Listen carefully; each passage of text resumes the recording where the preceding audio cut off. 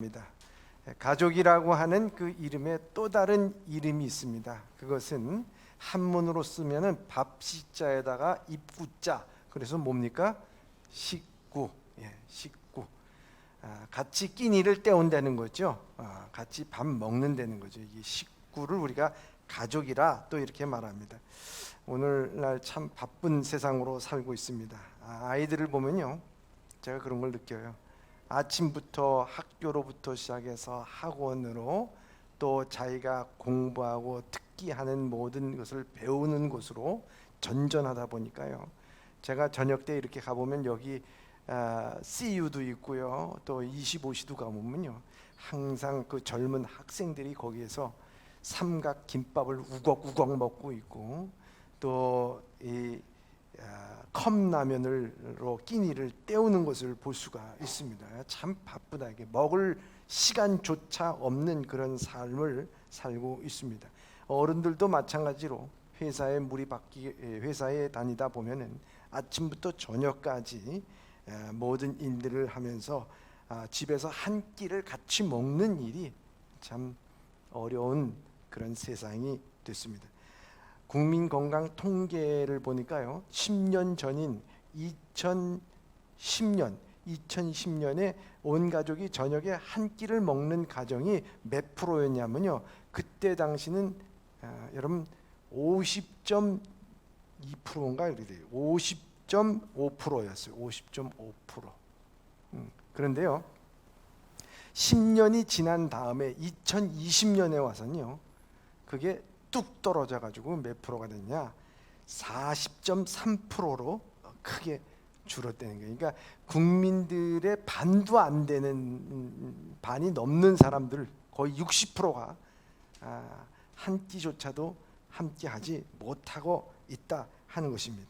그런데요, 요즘에는요, 아주 가족 식사들이, 아주 집안에서 먹는 가족 식사가 폭발적으로 늘어나고 있어요. 왜 그런 줄 아십니까? 그래서 그렇게 가족 함께 식사하면 좋겠다 하던데, 그렇게 매끼 그렇게 식사를 제공하고 그러니까 인터넷에 올랐는데, 무슨 글이 올랐냐면 가족이 왼수인 이유, 그렇게 이제 올랐대요. 너무 밥을 해대니까 그런 말도 있습니다. 여러분, 아이들에게 있어서도 가족이란 단순히 식구가 되는 일은 매우 중요하다는 거예요. 그래서 외국의 경우에 오하이오주에 있는 케이스 웨스턴 대학에 보면 다 무어라고 하는 교수는 가족이 함께 식사 자리가 가족, 특히 자라나는 아이들에게 얼마나 중요한지 그 연구를 한 것이 있습니다. 그래서 가족이 함께 둘러앉아서 밥 먹는 것은 배고픔만이 해결하는 것이 아니라 그 이상이라고 하는 거예요. 그래서 첫째는 식습관이 변한다는 거예요. 여러분, 인스턴트 음식으로 인해서 변해버린 그 식습관이 아니라 집에서 얼마나 어머니가 또 부모님이 정성스럽게 여러분들을 식사를 제공합니까? 그렇잖아요. 그러니까 여러 가지 골고루 음식을 통해서 입맛도 또 건강도 다 챙긴다는 거예요. 근데 그렇지 못하면 항상 먹는 게 뭐 햄버거다 뭐 이러면 그 입맛이 변해버리고요. 입맛이 변해버려요. 그러니까 건강도 안 좋아진다, 이렇게 말하고 있습니다. 뿐만 아니라 이 아이들과 함께 저녁 식사를 준비하는 과정, 그러니까 숟가락을 뜨면서 같이 식사를 나누는 그것이 중요한 것이 아니라 밑반찬도 넣고 젓가락도 넣고 물도 넣고 또 이러는 과정을 함께 나누면서 그 준비하는 과정부터 그 아이들 마음속에는 서로 배려하는 마음을 가질 수가 있다, 이렇게 얘기합니다.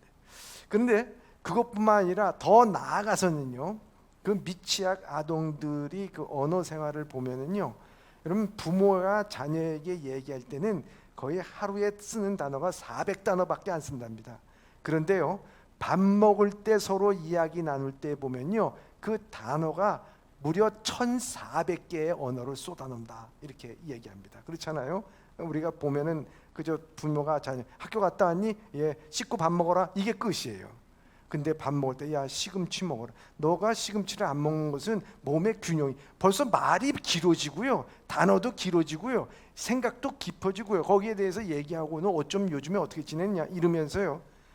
언어 습득력이 굉장히 발달하게 되어 있다라고 얘기를 하게 됩니다. 그런데 이 코로나19로 인해서 참 긍정적인 변화도 있지만 부정적인 변화도 있는 것을 보게 됩니다. 매일매일 식사하게 되니까 거의 답답했던 모양입니다. 그런데 1970년도 그 심리학자 디애나 바움린드라고 하는 분이 부모와 아이들이 함께 식사하는 가족의 자녀들은 그렇지 않은 자녀들과 비교를 해보니까요, 부모와 함께 식사한 그 아이들은요, 그렇지 않은 아이들보다도 더 많은 이 타인과의 이 소통 능력이 늘어나더라는 거예요. 그래서요, 따로 밥 먹는 자녀, 외톨이 자녀, 그래서 혼밥 이렇게 하시는 분들은요, 이 사회적으로요 소통이 안 돼. 소통이 안 되는 근원은 함께 밥을 안 먹어서 그래요. 그래서 함께 밥을 먹으면 소통합니다. 그래서 교회에서도 소통이 안 되잖아요. 같이 밥을 먹어야 해요. 점심 때 같이 밥을 먹고 서로 그래야 된다 하는 것입니다. 그래서 이 함께 식사를 나누는 거, 한 상에 둘러 앉아서 함께 식사를 나누는 것이 얼마나 중요한 것인가. 그것이 가족이다, 그것이 식구다, 이 말을 많은 사람들이 연구하고 또 발표를 했습니다. 중요성을 다 압니다. 그런데요, 여러분, 성경은요 수천 년 전부터 이것에 대해서 너무 중요한 것을 우리에게 말씀해주고 있는 거예요. 그게 시편 128편 3절의 말씀입니다. 시작. 내 집 안방에 있는 내 아내는 결실한 포도나무 같으며 내 식탁에 둘러 앉은 자식들은 어린 감람나무 같으리로다. 아멘. 여기 보십시오. 결실한 포도나무 같으며 내 식탁에 둘러 앉은 자식들은 어린 감람나무 같아. 식탁에 둘러 앉았어. 벌써 어린 감람나무 같아. 거기서 대화가 오고 하고 거기에서 소통의 능력이 기르게 되고 정서가 발달되고 몸에 대해서 영양분이 오게 되고 그뿐만 아니라 배려하는 정신이 생기게 되고 언어의 습득 영역에도 늘어나고 얼마나 이미도 그것뿐만이 아니에요. 여러분, 식탁에 둘러 앉은 것이 바로 거기가 천국이에요. 왜? 오늘 여러분들 찬송 들었잖아요. 아침과 저녁에 수고하고 다 같이 일하는 온 식구가 한 상에 둘러앉아 먹고 마시면 바로 거기가 우리의 뭐라고요? 낙원이라고. 낙원. 그게 우리의 낙원이에요. 그러니까 함께 먹는다는 것이 얼마나 중요한 것인가 하는 것이에요. 그렇습니다. 가족이란 이유로 함께 먹는 것은요, 그냥 타인과 함께 먹는 식사와 그 의미가 다른 것이라 하는 것입니다. 가족이니까 수건을 같이 써도 괜찮은 거예요. 가족이니까 여러분 팬티바람에 돌아다녀도 별로 창피하지 않아요. 그렇잖아요. 그 가족이란 울타리 안에 이렇게 평안과 안식이 있고 행복이 있는 것입니다. 그런데 요즘 코로나19로 인해서 매일 밥해대고 돌보는 일로 인해서 가족이 아니라 원수가 된, 원수를 넘어서 왼수가 되는 일이 있어요. 여러분, 저는요 생각합니다. 그런 가정은요 코로나19가 아니더라도 왼수 가정이야. 여러분, 모든 일들이 다 부정적으로 생각하게 되면요 다 왼수가 되는 거예요. 근데 이 일로 인해서 우리가 함께 식사할 수 있는 이 시간 주신 하나님 앞에 감사하다. 그러면요 얼마나 귀한 거겠어요. 여러분, 상황과 환경이 그 집을 천국으로 만드냐 지옥으로 만드는 게 아니에요. 여러분, 중요한 것은 여러분 상황과 환경이 아니라 가족인 이유를 모르기 때문에 지옥이 되는 거예요. 우리 가족이잖아. 왜 가족이냐? 가족인 이유를 몰라. 그러니까 지옥이 되고 안 좋은 거예요. 그러니까 알면은 지옥이 되겠어요? 여러분, 그렇잖아요. 여러분, 부모가요 자녀들의 이름을 짓잖아요. 그죠? 그래서 자녀들의 이름을 부릅니다. 그런데 부모가 자녀 이름을 부를 때 정확하게 부르는 게 몇 퍼센트 될까? 물론 똑똑하신 부모님들은 다 그래요. 근데 저희 부모님, 우리 가정이 이게 삼형제예요. 누님까지 합치면 4 남매인데 이렇게 볼 때 항상 제 이름을 부를 때는요, 형님 이름부터 불러요. 야, 이 효성아, 대성아, 수성아 이렇게. 예, 낳으셨지만 헷갈리는 것 같아, 제 이름을. 근데 어머님이 그렇게 부른다고 제가 어머님 이름 좀 똑바로 부르시지요. 제가 기분 나빠가지고 따집니까? 안 해요. 안 따져요. 기분이 안 나빠요. 괜찮아요. 왜입니까? 가족이기 때문에. 그런 거예요. 가족이기 때문에. 예? 거기에 기분이 안 나빠요. 괜찮아요. 여러분, 오늘 본문의 말씀 17절에 이렇게 말씀하고 있습니다. 시작. 친구는 사랑이 끊어지지 아니하고 형제는 위급한 때를 위하여 낳느니라. 이렇게 말씀하고 있어요. 여러분, 이 말씀은 가족이 어떠해야 하는지를 가르치는 교훈적인 하나님의 말씀입니다. 이걸 세상적으로 풀어서 얘기한다면 이겁니다. 친구는 늘 만나면 죽이 많고 참 좋고 또 세상에 위급한 일을 만나고 어려운 일을 만날 때는 가족이 최고야. 이런 내용이나 똑같아 하는 것입니다. 이 말씀은 잠언의 그 지혜자가 인생을 경험하고 잘 관찰해 보니까 결론 내린 내용이라 하는 것입니다. 그래서 친구는 항상 사랑해야 마땅하고 가족은 어려울 때 돕는 게 도리다 라며 기록한 말씀입니다. 그런데 오늘 이 말씀 가운데서는 단순히 윤리적이고 도덕적인 말씀을 하려고 하는 것이 아니라 여기에는 하나님의 명령이 들어가 있어요. 여기는 하나님의 말씀에 깊은 내용들이 들어가 있어요. 여러분들, 깊은 내용이 들어있다는 것을 갖다가 여러분들이 좀 더 잘 깨닫기 위해서 제가 이 성경을 한 6가지 버전으로 여러분들과 함께 좀 나누려고 합니다. 첫 번째요, 표준 세번역입니다. 표준 세번역 한번 읽겠습니다. 시작. 사랑이 언제나 끊어지지 않는 것이 친구고 고난을 함께 나누도록 태어난 것이 혈육이다. 아멘. 여러분, 고난을 함께 나누도록 태어난 게 뭐라고요? 가족은 고난을 함께 나누도록 어떻게 한 거예요? 태어난 거예요. 태어난 거예요. 가족인 이유가 바로 그거예요.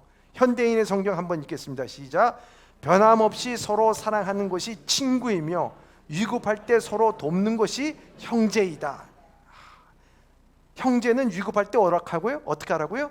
서로 도와야 된대, 가족은. 또 성경 번역 우리 히브리어 직역을 한번 보겠습니다. 시작. 친구는 항상 사랑하고 형제는 환난 때를 위하여 태어났다. 다시 한번 읽겠습니다. 시작. 친구는 항상 사랑하는 자고 형제는 환난 때를 위하여 태어났다. 여러분, 가족들이 태어난 이유가 뭐예요?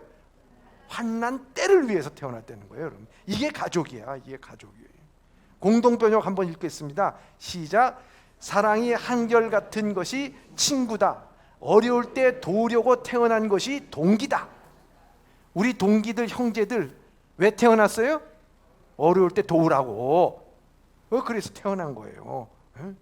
이게 참 중요해요, 여러분. 근데 전 마지막에 메시지 성경에 보면은 이렇습니다. 시작. 친구는 비가 오나 눈이 오나 서로를 한결같이 아끼고 가족은 어떤 어려움이 닥쳐도 똘똘 뭉친다. 여러분, 여기 보면 이게 무슨 주례서 같아요. 비가 오나 눈이 오나 서로 사랑하며. 이게 참 우리가 서로 비가 오나, 이 친구가 바로 여기 보면 가족이나 마찬가지예요. 그래서 가족은 어떤 어려움이 닥치게 되면 뿔뿔이 흩어져라고 돼 있어요. 상관하지 말라 그랬어요. 어떻게 하라고요? 똘똘 뭉치는 거야. 똘똘 뭉치는 거야. 이게 가족이에요. 이게 가족이야. 여러분들 그걸 알아야 돼요. 우리가 잘 알아야 되면 이 본문의 말씀처럼 친구 사이에 죽이 잘 맞고 마음이 편한 관계입니다. 여러분, 전 죽이 잘 맞는 것에 대해서 얘기할 때 난 이 먹는 죽이 이게 먹으면 입에 착착 감기니까 이게 친구들이 이게 착착 감겨가지고 이게 죽이다, 이게 죽이 잘 맞는. 난 그렇게 생각했는데 그게 아니더라고. 보니까 이 죽이라는 게 올 10벌을 갖다가 한 죽이라고 해요. 또 저 명태 뭐를 한 죽이라고 얘기해요. 오징어를 한 죽이라고 얘기해요. 이 죽이 바로 그거더라고요. 그러니까 옷 10벌이 딱 맞는 것이 한 죽이야. 그런 것처럼 친구와 내가 딱 맞아. 그냥 취미도 딱 맞고, 성격도 딱 맞고, 아주 죽이 잘 맞아가지고 이게 죽이라는 얘기를 제가 깨달았습니다. 이렇게 죽이 잘 맞는 친구일지라도 얼마나 이 친구가 사춘기 시절에 참 중요합니까? 잔소리만 해대는 것 같은 부모, 내가 바라는 걸 무조건 막으려는 회방꾼과 같은 부모, 그게 아니고 친구가 얼마나 잘 죽이 맞아요.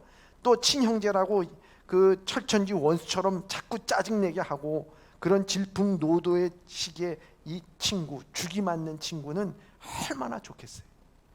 그런데 일반적으로 우리가 누군가 공경에 처하면 가장 먼저 달려오는 사람이 누굽니까? 가족. 여러분, 태어날 때부터 그 사람이 죽을 때까지 옆에서 지키는 사람이 누구예요? 가족이에요. 여러분들이 정말 울어서, 여러분들이 울고 슬프고 여러분들이 아파할 때 정말 마지막까지 여러분들과 함께 있어서 위로할 사람이 누구예요? 가족. 가족. 얼마나 중요해요. 이들이 역시 가족이라는 거예요. 근데 생각해 보면 꼭 그런 것만은 아닌 것 같아요. 요즘에 보면 가족이요, 지나가는 사람만보다도 못한 가족들도 있어요. 그렇잖아요. 부모와 자녀, 친형제가 공경에 처해 있는데도 나 몰라라 하면서 자기 이익만 급급하는 족보상의 부모 형제들도 허다하고 씁쓸하고 안타까운 일들은 그런 부류의 사람들 가운데 신앙인이 적지 않다는 현실입니다. 아니, 오히려 가장 가까운 가족과 친지대 원성을 사는 교인들이 참 많이 있어요.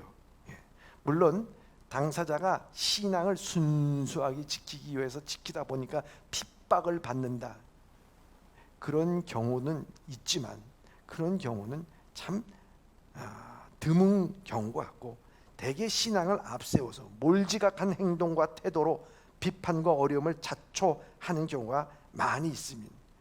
믿는다는 핑계로 해서. 그래서 본문의 교훈은 그런 신앙인들에게 단순히 세상 돌아가는 이치를 관찰하는 데서 그치지 않고 인간이 지켜야 될 마땅한 도리를 듣도록 촉구하는 내용이라는 거예요.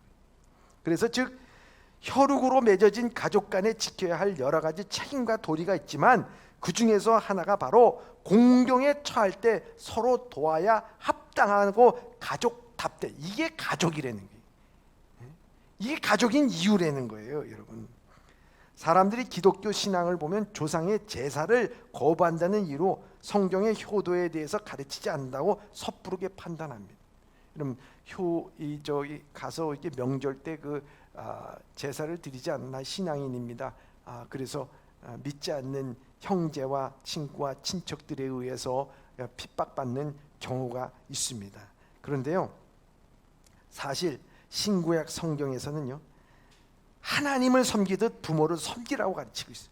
그리고 가족에게 문제가 일어나고 공경에 취하면은요, 그 가족이 먼저 해결할 책임과 권리가 있다고 가르쳐 주고 있는 것이 성경이에요. 그건 성경을 우리가 잘 모르고 신앙을 잘 모르기 때문에 그렇다는 거예요. 그래서요, 심지어 사도 바울은 남편을 잃은 미망인이 있거든. 교회보다 그 미망인의 가족들이 먼저 그 미망인을 도와야 된다는 얘기를 하고 있습니다. 디모데전서 5장 4절의 말씀입니다. 시작. 만일 어떤 과부에게 자녀나 손자들이 있거든 그들로 먼저 자기 집에서 효를 행하여 부모에게 보답하기를 배우게 하라. 이것이 하나님 앞에 받으실 만한 것이니라. 아멘. 과부나 어떤 과부에 있어, 그리고 자녀나 손자들이 있거든, 먼저 자기 집에서 효를 행하여 부모 앞에 보답하기를 배우라는 거예요. 먼저. 이게 하나님께서 받으실 예배와 똑같다는 거예요. 이게 얼마나 참 중요한 말씀입니까? 이어서 이어지는 바울의 논지는요, 아주 무서울 정도로 더 과격하고 직설적이에요. 디모데전서 5장 8절을 한번 볼까요? 시작. 누구든지 자기 친족, 특히 자기 가족을 돌보지 아니하면 믿음을 배반한 자요 불신한 자보다 더 악한 자니라. 아멘. 아멘. 여기 보면 자기 친족, 특히 자기 가족 돌보지 않아. 내팽개쳤어. 자기는 잘 먹고 살아. 이러면 여러분 가룟 유다 같은 자라는 거예요. 믿음을 배반한 자요. 가룟 유다가 어떻게 했습니까? 예수님을 배반했어. 그뿐만 아니라 이런 자들은요, 아니 불신자보다 더 악한, 죄는 나를 믿지 않는 까닭이었는데 이게 불신자보다 더 악한 거야. 악한 거야. 여러분 과격한 말을 이 바울은 하고 있는 거예요. 왜 이렇게 과격한 말을 하고 있는가? 그것은 바로 다른 것이 아니라 내 가족, 내 친척을 공경할 때 잘 돌보는 것이 바로 믿음의 증거라고 하는 것을 우리에게 말씀하고 있는 거예요. 그래서 오늘 본문의 말씀에 형제가 위급할 때를 위하여 있느니라 하는 본문의 말씀과 맥을 같이 하는 거예요. 오늘 교회에서 보면요, 저 사람 참 믿음 좋다, 신앙 좋다. 여러분 그것이 어디서 판결이 되는가? 판명이 되는가? 여러분 어디서 판결이 되는가? 여러분 기도 잘하고 또 예배 출석 잘하고 그리고 헌금 잘하고, 물론 이런 것 참 중요합니다. 그런데 그런 사람이 믿음이 좋냐 좋지 않느냐에 대한 그 판결은 어디서 나느냐? 가장 자기의 삶을 살아가는 가족에서 나는 거예요. 거기서 판결이 되는 것이라고 하는 것을 우리에게 말씀하고 있는 것입니다. 그것이 바로 우리의 신앙의 기초라고 하는 것을 말씀하고 있어요. 하나님이 이 땅에서 남자와 여자를 창조하셨잖아요. 그리고 제일 먼저 한 것이 남자와 여자를 창조하시고 가정을 이루게 해주셨어요. 근데 가정을 이루고 난 다음에요, 하나님과의 죄로 인해서 깨졌지만요, 가정은 깨지질 않았어요. 왜? 하나님은 이 가정을 통해서요 다시 회복시키기를 원하셨던 거예요. 그러니까 그만큼 이 가족을 돌보는 일이 되는 것은요, 하나님의 구원의 섭리가 그 안에 있다고 하는 사실을 우리가 알아야 됩니다. 그래서 믿음의 삶이라는 것은 하나님과의 관계만에 있는 것이 아니라 자녀 양육과 부부관계, 가사노동, 학업, 직장일, 정치, 사회, 문화 등 신앙과 믿음이 성령 충만한 삶을 이 모든 분야에서 살아내야 하는 것이 바로 이 믿음의 삶이라고 하는 거예요. 여러분 생각해 보십시오. 학업에 대해서 성실성은 차지하더라도 교사나 어른에게 무례하고 또 아나무인격인 아이들, 회사 일에는 소홀하고 무책임한 직장인들, 서로 존중하는 마음은커녕 싸우기 위해서 만난 것 같은 부부, 자녀에 대해 아예 무관심해서 방치하거나 자기 욕심을 이루어줄 수단으로 삼아 폭력과 억압으로 억압하는 부모들, 사업체를 편법적으로 운영하면서 부하 직원을 착취하기 일쑤이고 습관처럼 임금을 체불하는 경영자, 음흉한 술수와 꼼수로서 능숙능란한 사람들, 강한 자 앞에서는 한없이 약하고 약한 자 앞에서는 강한 척하며 유세 떨기에 급급한 사람들, 이런 분들이 예배당 출입하면서 성령 충만, 믿음 충만한 말을 들어야겠느냐 하는 것입니다. 아니라는 거예요. 전 목회를 하면서 목회자로서 가장 아주 곤욕스러울 때가 있어요. 그것은 바로 이러한 자들이 평신도가 아니라 목회자라고 하는 것에 이 신문지상에 나올 때는요, 정말 쥐구멍이라도 들어가고 싶어요. 정말 모든 거 다 떠나고 싶은 마음. 요 전에 아마 그런 사건이 있었죠. 여중생인데 백골로, 집안에서 백골로 이 발견이 됐어. 이게 백골로 발견된 게 뭐냐? 그 아이가 죽은 지 1년이 넘었어요. 근데 그걸 갖다가 방치를 해뒀어. 그 아버지가 누구냐? 신학교를 졸업해가지고 또 유학을 가서, 독일에 유학 가서 박사학위를 받고 모 신학교의 교수의 역할을 하던 사람이었어. 근데 아이가 세상에 나가서 뭘 한다 그래서 하지 말라 그러고 때리고 그러다 보면 죽었어. 그러고 나서 방치해뒀어요. 왜 방치해뒀냐 그러니까 기도하면 반드시 부활할 것을 믿습니다. 그러고 참나. 아니 이런 신앙과 믿음을 갖고서 사람들을 가리키고 그것이 신앙이고 믿음이라 그러면은 어떻게 되겠느냐. 여러분 사랑하는 성도 여러분, 우리가 잘 들어야 될 게 뭐냐면, 한 사람의 믿음은요, 우리의 믿음이라는 것은요, 지극히 평범한 일상과 가장 가까운 사람들과의 관계를 통해서 증명되는 거예요. 증명되는 거예요. 가까운 사람이 참 늘 봐도 저분은 믿음의 사람, 이게 증명되는, 어쩌다 만난 사람에 의해서 되는 게 아니라는 거예요. 자기가 공부한 것에 된 거 아니에요. 성경 많이 읽은 것에 된 것이 아니에요. 성경 많이 읽고 기도 많이 하면서 집에서는 폭력을 가하고 이래서는 안 되잖아요. 아예 교회 와서는 그냥 봉사를 열심히 하는데 아예 시장에 나가 보니까 평판이 안 좋아.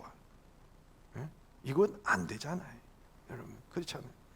오늘 메시지의 성경에 이렇게 나오잖아요. 다시 한번 읽겠습니다. 시작. 친구는 비가 오나 눈이 오나 서로 한결같이 아끼고, 가족은 어떤 어려움이 닥쳐도 똘똘 뭉친다. 얼마나 가족인데도 불구하고 그냥 내팽겨치고 그래서야 되겠느냐. 이 공자가 그 제자들의 말을 수록한 논어가 있잖아요. 논어의 그 자로편에 이러한 말이 있다고 합니다. 섭공문정. 그러니까 섭공이라고 하는 사람이 이 자로, 그러니까 공자한테 이 정치란 무엇인가, 섭공문, 물었다는 게 정치가 뭐냐고 물었다는 거예요. 그러니까 자왈, 공자가 말했다는 거예요. 공자가 뭐라고 얘기했냐면 이 정치라고 하는 것은 뭐냐, 근자열, 그 가까운 사람에게 잘하는 것이, 그 다음에 원자래, 멀리 있는 사람이 찾아오게끔 돼 있다. 근자열 원자래, 가까이 있는 사람들에게 잘하면 멀리 있는 사람이 찾아오게끔 돼 있다. 이게 정치라는 거예요. 다시 말하자면 가까이 있는 사람에게 잘해라.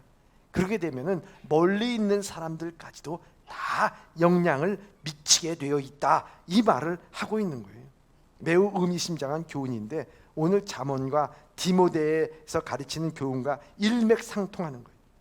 우선 기쁘게 할 대상은요, 가장 가까이 있는 사람이 누굽니까?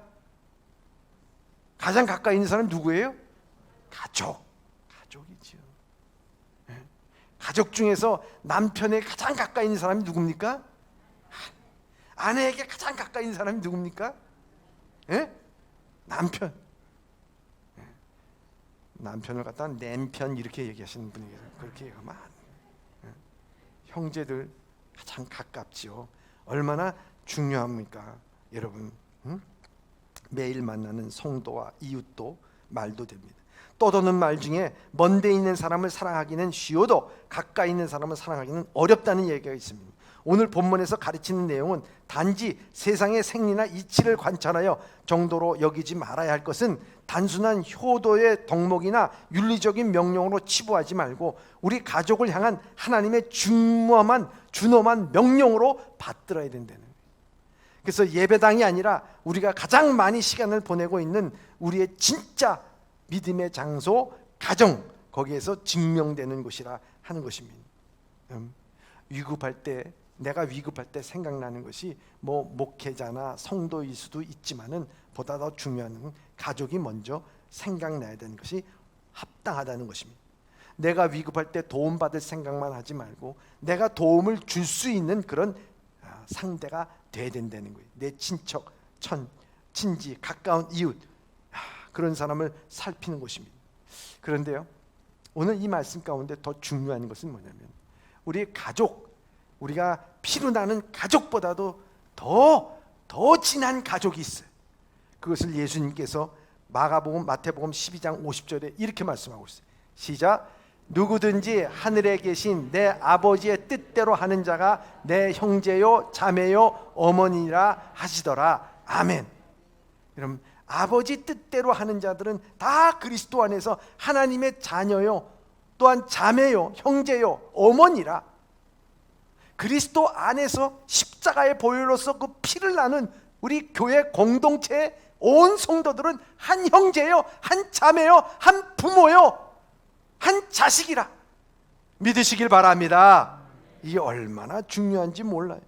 그래서 우리를 주님의 보혈로서 당신의 가족으로 부르신 예수님을 생각할 수 있기를 바랍니다. 형제는 위급한 때를 위해서 있는 사람이래. 그것이 가족이라고 되어 있어요. 예수님께서는 우리를 홀로 내버려 두시지도 않냐고, 또한 우리 가족 구성원들 한 사람도 그렇게 해서는 안 된다는 거예요. 여러분, 가족들은 나 혼자만 생각하지 않습니다. 그리고 가족을 위해서 희생하는 것을 희생이라고 생각하지 않아요. 가족은 소망, 곧 가족의 소망이 나의 소망이기도 합니다. 여러분, 가족은요, 이기적으로 자신 것만 생각하고 챙기지 않습니다.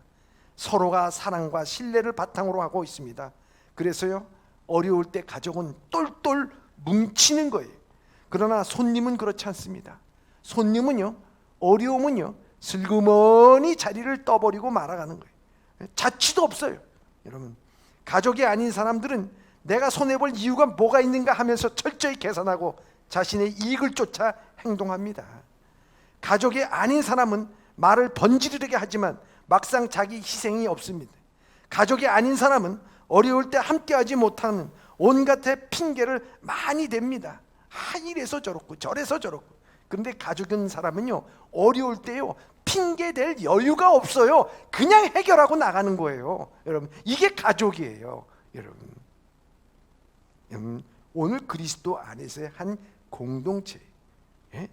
그러나 그 잘못된 것에 대해서 가족이 아닌 사람은 가족이 어려움을 볼 때는요, 그저 남의 집 불구경하듯 보는 거예요. 여러분, 잘 됐으면 좋겠네요. 예, 그렇게 됐으면 좋겠네요. 여러분, 예배소서 2장 19절의 말씀입니다. 시작. 그러므로 이제부터 너희는 외인도 아니요 나그네도 아니요 오직 성도들과 동일한 시민이요 하나님의 권속이라. 아멘. 여러분들은 이제 외인도 아니고 나그네도 아니고 시민도 아니고 시민이요 하나님의 뭐라고요? 권속, 하나님의 자녀라는 거예요. 한 가족이라고 하는 것을 우리에게 말씀하고 있어요. 근데 성도면서도요, 한 가족이면서요, 외인처럼 살아가는 사람이 있어. 나그네처럼 살아가는 사람이 있습니다. 그리스도의 피를 나는 형제여 자매인데 권속이 되었는데도 그랬어요. 여러분, 그 미국에서요, 간첩 사건으로 그 9년이라고 하는 징역을 받은 사람, 그래서 또 끝나고 난 다음에 보호, 감찰 3년을 받고요. 또 그것이 해제되는데 보호로 인해서 3년, 6년. 그러니까 6년 플러스 9년은 뭐예요? 15년 동안 이 가택연금을 당했던 사람이에요. 그 사람이 뭐냐? 로버트 김이라는 사람이에요. 이 사람이 뭘 했길래 그렇게 됐느냐? 단순한 일을 했어요. 그 정보국에 있다가요, 한국 대사관에다가 미국의 북한의 그 잠수함 동량 그 소식을 좀 알려 준 거예요. 전해 준 거예요. 한국 사람이기 때문에 뭐 그래서 한국을 위해서 전해 줬지요. 근데 미국에서는 그를 단호하게 조치를 취해서 15년 동안 감금을 시켜놨어. 그 왜 그러냐 이게.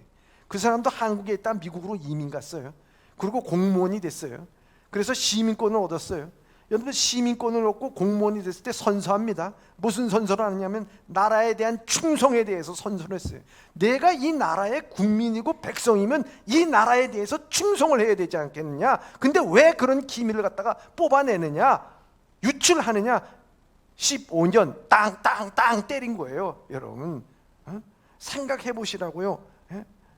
아니, 내가 미국 국민, 미국 시민이면 시민으로서 충성을 다해야 되잖아요. 마찬가지로 내가 하늘의 시민이고 내가 예범교회 성도라고 하면 성도로서 충성을 다해야 되잖아요. 근데 왜 외인처럼 손님처럼 나그네처럼 살아가냐 이거예요. 그러지 말아야 된다는 것을 우리에게 말씀하는 것 아니겠습니까? 여러분, 나는 이 교회 교인으로 나는 하나님을 사랑하고 예범교회를 사랑한다고 하는 것에 대한 가족이면요, 자기 가족에 대한 자부심이 있어야 돼. 자부심이 있어야 돼. 그래서 예배소서 1장 18절 19절에 바울은 이렇게 말합니다. 시작. 너희 마음이 눈이 밝히사 그의 부르심의 소망이 무엇이며 성도 안에서 그 기업의 영광의 풍성함이 무엇이며 그의 힘의 위력으로 역사하심을 따라 믿는 우리에게 베푸신 능력의 지극히 크심이 어떠한 것을 너에게 알게 하시기를 구하노라. 아멘. 여러분, 가족이면요, 부르신 소망이 무엇이고 성도 안에서 그 기업의 영광의 풍성한 것이 무엇이고 그 힘의 강력한 역사하심에 따라 그 베푸시는 능력의 크심이 어떠한 것을 알게. 야, 이런 내가 하나님의 자녀로서 가족으로서 이런 하나님의 능력과 소망과 기쁨을 갖고 살아가는 이 자부심이 얼마나 많은 자부심이 있는가 하는 것입니다. 여러분, 가정이 힘들수록 되는 가정은요, 어떤 가정이냐? 자기 가정에 애착이 있어요. 거기에 자부심이, 아유 우리 가족이 어떤 가족인데, 어떤 어려움에서도 이겨났는데, 얼마나 우리를 사랑했는데, 부모님이 얼마나 사랑해, 형제들을 바라보면서 우리 형님이 얼마나 수고를 했는데, 이런 자부심을 갖고 있어. 근데요, 깨지고 흩어지고 그리고 없어지는 가정, 정말 이 가족이라고 하는 이름과 톨만 썼지 가족이 아닌 그런 가족은 어려움이 만날 때마다 당신이 잘못해서, 형이 잘못해서, 형이 전부 다 재산 다 말아먹었잖아 뭐 이러면서, 응? 왜 찔리세요? 아니, 여러분이 아니고 여러분 뒤에 있는 사람들이 그럴 거야. 여러분 그렇잖아. 얼마나 그런 자부심을 가져. 예? 여러분 교회 나올 때 억지로 교회 나오거나 교회에서 크게 인심 쓰는 것처럼 남이 봐주기 위해서 교회 나오는 사람처럼 교회를 외인처럼 다니는 사람이 있어. 마음은 콩밭에 있는데 있다면 그 가족이 아니라 외인이요 나그네입니다. 나는 내 교회를 사랑합니다. 나는 성도를 사랑합니다. 하나님께서 이 교회, 아니 우리 예범교회 가족을 통해서 이루어질 비전에 대해서 소망을 갖고 살아갈 수 있기를 주님의 이름으로 축원합니다. 여러분, 하나님의 집에, 교회에서 교우들끼리 서로 가족애가 있어요. 그래서 이 교인들이 교회에 오면요, 자기 집까지 편해야 돼. 그런데요, 우리 교인들을 보면은 어떤 교인이 있냐면은, 교인들 가운데서는 이 교회 올 때 마치 시집에 오는 교인들처럼, 빨리 일 끝내고 빨리 가자, 빨리 가야 돼. 그 사람은 좌우지간 있는 게 불편해, 좌우지간 시집에 있는 것처럼. 근데 여러분, 친정에 가신 분들은 빨리 올라 그럽니까? 늘어져서 엄마 부침개 해줘, 뭐 해줘, 같이 있으면서 얘기도 하고 조금 더 있으려고 하는 것이 바로 이 친정 아니에요. 교회 부흥은요, 와서 예배 드리는 것보다도 예배 후에 친교를 나누고 함께 정을 나누고 거기에 간증하고 이런 시간이 많을수록 교회는 부흥한다고 돼 있어요. 여러분, 초대교회가 그랬어요. 교회를 마치 시댁 오듯이 그냥 빨리 왔다가 빨리 보따리 싸가지고 가야 되는 것이 이 교회처럼 생각하면 여러분들 그 가족이겠어요? 아니잖아요.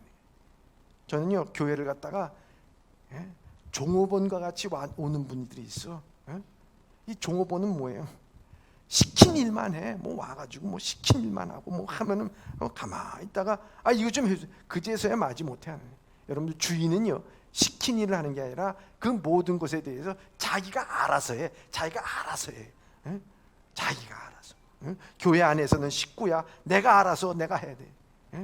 근데 교회에서는 보면요, 어떤 사람들은 교회 가족으로 오는 사람이 있는 반면 어떤 사람은 손님같이 와. 손님 어떻게 됩니까? 일일이 다 챙겨줘야 돼요. 사과 드시죠? 예. 물 드시죠? 예. 밥 드시죠? 화장실은 저기에 있어요? 예. 그러시죠? 챙겨줘야 하는 사람. 가족이 챙겨줍니까? 예? 집에 들어갔어요. 가족 안 챙겨줘도 돼. 그냥 부모가 야 왔냐? 어쩌고저쩌고 얘기하다가 배고파. 너 저 냉장고에 있으니까 네가 알아서 먹어. 그 끝나는 거야. 자기가 알아서 먹고 자기가 알아서 행동하는 것이 이게 교회. 여러분, 가족이잖아요, 가족. 한번 옆 사람 한번 보세요. 시댁에 오셨습니까? 친정에 오셨습니까? 한번 물어보세요. 주인입니까? 종업원인가? 한번 물어보세요. 가족입니까? 손님입니까? 한번 물어보세요. 여러분들은 친정에 오고, 여러분들은 주인이시고, 여러분들은 가족인 걸 믿습니다. 여러분, 그래서 우리는 그런 가족이 공동체가 돼야 돼요. 서로 얼굴을 알아보고 인사하는 정도 말고요, 만나서 반갑고 이야기하고 헤어지기 싫고 그런 관계. 그래서 힘들 때 어려울 때를 위해서 함께 있는 가족. 그래서 가족이, 믿음이 있기 때문에 가족이, 서로 돕기 때문에 가족이, 어려울 때 똘똘 뭉쳐야 되는 것이, 그래서 가족인 이유를 분명히 알고 믿음의 삶에 승리할 수 있는 우리 예범의 성도들이 다 되시길 주님의 이름으로 축원합니다. 기도하겠습니다.